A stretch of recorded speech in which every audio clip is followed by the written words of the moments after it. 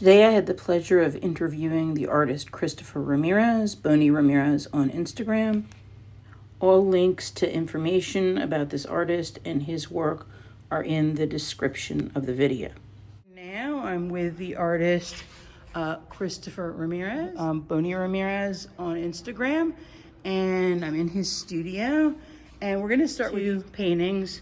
Now I noticed on this painting, or actually that there's razor blades at the bottom, so it looks like this painting really tells a story. So can you tell me anything about this picture?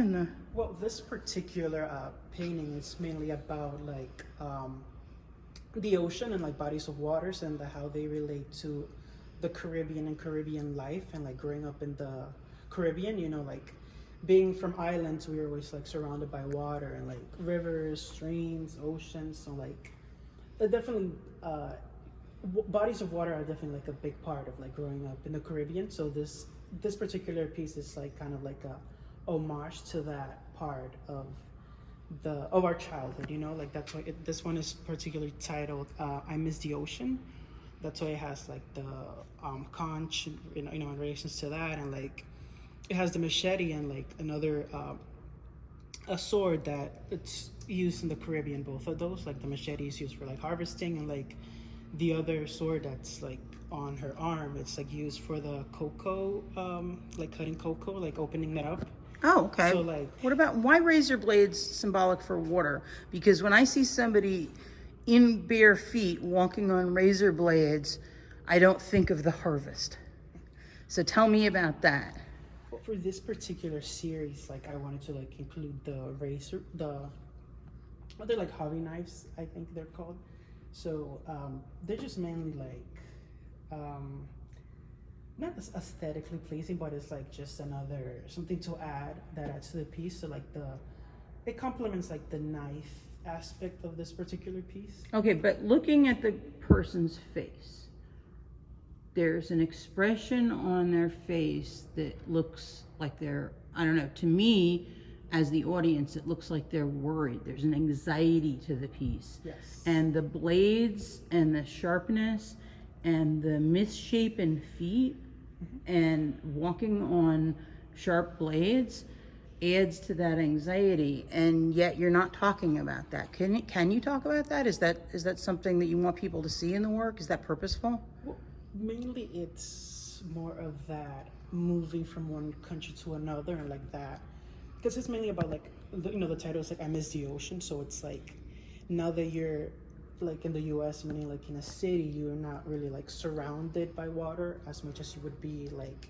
in the Caribbean, when you like would go for, you know, swim and this and that. So it's kind of like that idea of like missing that part of Caribbean life. It's almost like you're missing a part of yourself. Yes. So now I notice when I look at your paintings, and this is something I've noticed for a long time, that you use a diversity of ethnicities and skin tones, which to me reminds me of the Dominican population in general. You see Dominicans that have blonde hair and blue eyes, and Dominicans that look almost African, and there's just such a diversity there. Can you talk about that?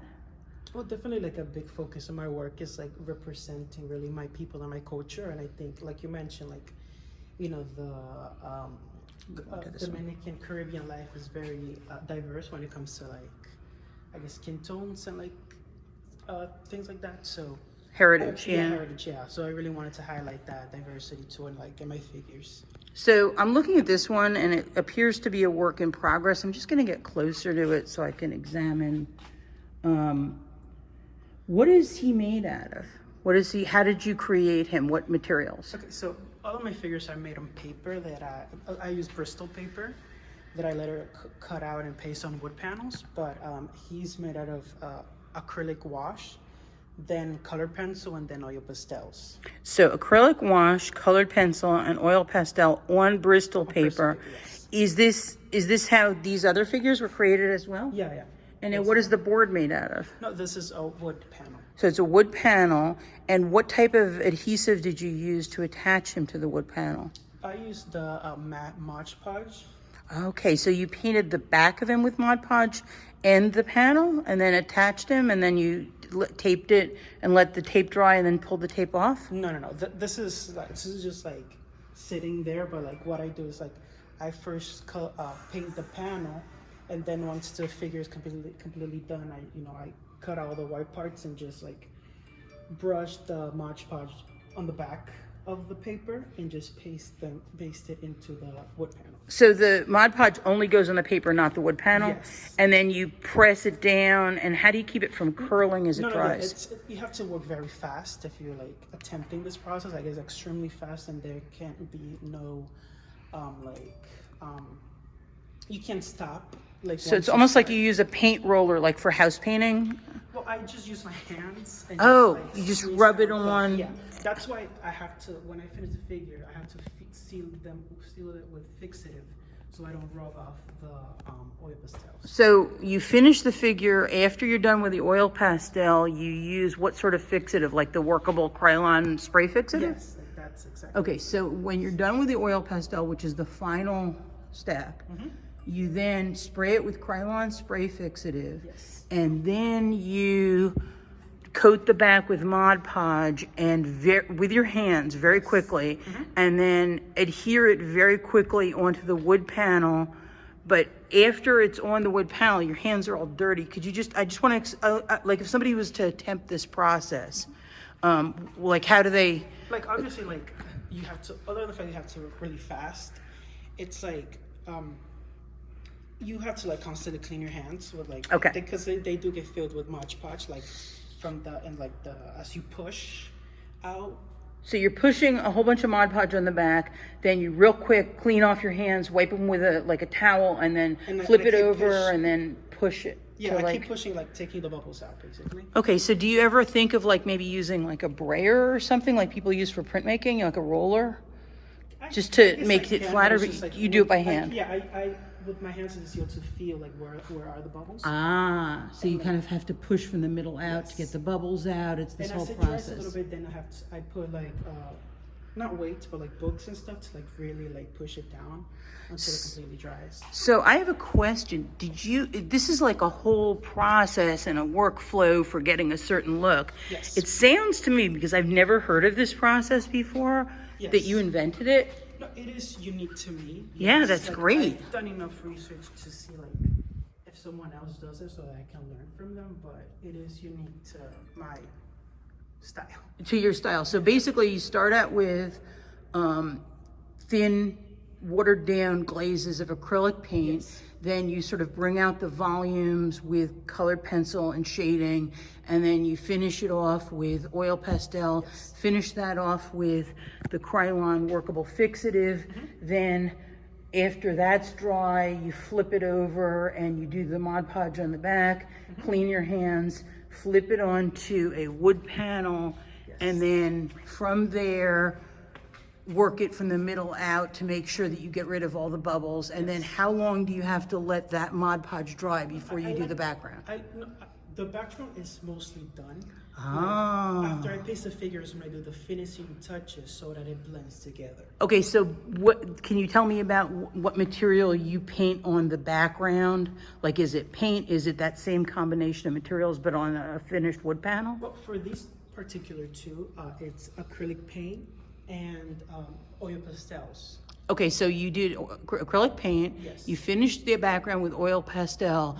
The area where the figure's going, do you leave that white so that the figure goes onto the gessoed board, or do you finish the entire background and the figure goes onto the finished background? Yeah, so I don't really do like preliminary drawings. I just have like a basic idea of what I want to do. So I do paint the entire background and then decide where I want to put the figure. Like I already have an idea. Like sometimes I would while it's still like on paper, I would like put it on the board and just like trace it to see where exactly I don't need to put too much effort in the background. But it's there, it's finished. Yeah, yeah. It's so like do you, the whole sky is like fully done, and like the river is fully done, like on the back of the figure. Okay, so let me ask you a question. Do you put oil pastel in the area where you have the background too, or do you, because I would be worried about the oil pastel repelling the Mod Podge. I get what you're saying. So like In this particular case, I actually had to like, so because like the sky is full on oil pastels. In this case particularly, I used a sennelier, which is like literally oil paint in a hand. Almost like a stick form of oil paint. Yeah, exactly. Wow. I use like soft pastel for the figures, but like in this particular case, I use like the actual oil stick.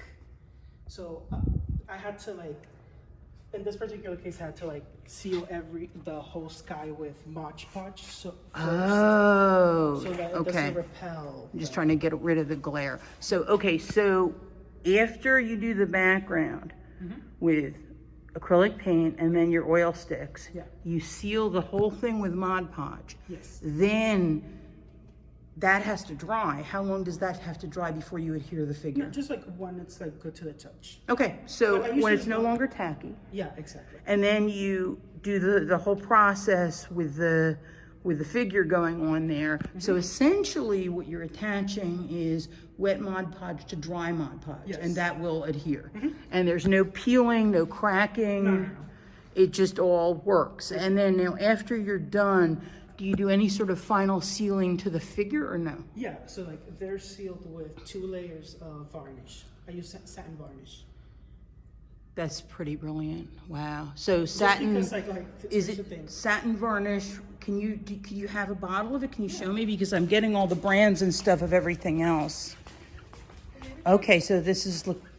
Well, there's a gloss, yeah. Okay, so this is the final varnish. And can you show me your oil pastels, the brand you use and all that? Because yeah, they're here. if another artist wanted to imitate your... So these are the soft pastel. These are the ones that I use for the figures. And show me what you use for the...